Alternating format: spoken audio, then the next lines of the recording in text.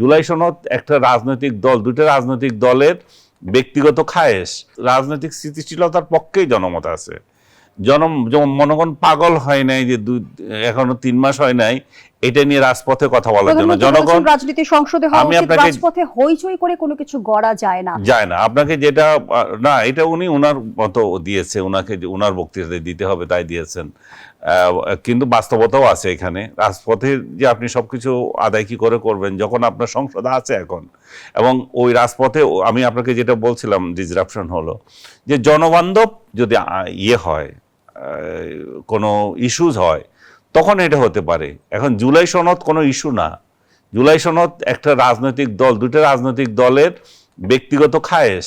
কারণ মানুষ কেন এটাকে ইস্যু মনে করছে না? মানুষ এটাকে ইস্যু মনে করছে না এই জন্যই যে বিএনপি যারা ক্ষমতায় গিয়েছে তারা বলছে না যে আমরা জুলাই সনদ বাস্তবায়ন করব না।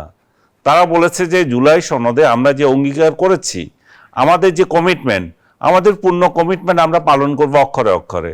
তো তারা যখন কমিটমেন্ট দিচ্ছে যে তারা জুলাই সনদ বাস্তবায়ন করবে, সেই সনদের সাথে জনগণের সম্পর্ক থাকুক আর না থাকুক, এখন যেহেতু তারা ক্ষমতায় আছে, ক্ষমতাসীন রাজনৈতিক দল যদি মনে করে যে এটা করা উচিত করবে, মানুষ তো তাদের উপর ছেড়ে দিয়েছে। মানুষ চায় যে যত ইস্যুজ আছে সেগুলো সংসদে হোক, সংসদ হোক গণতন্ত্রের মেরুদণ্ড, সংসদ হোক সবকিছুর হাতিয়ার, সংসদেই সবকিছুর সমাধান হোক।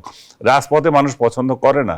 রাজপথে দীর্ঘ আন্দোলন দেখেছে মানুষ, কিছুই হয় নাই। শেখ হাসিনার বিরুদ্ধে তো 17 বছর ধরে আন্দোলন করেছে, কি হয়েছিল? কিছুই তো হয় নাই।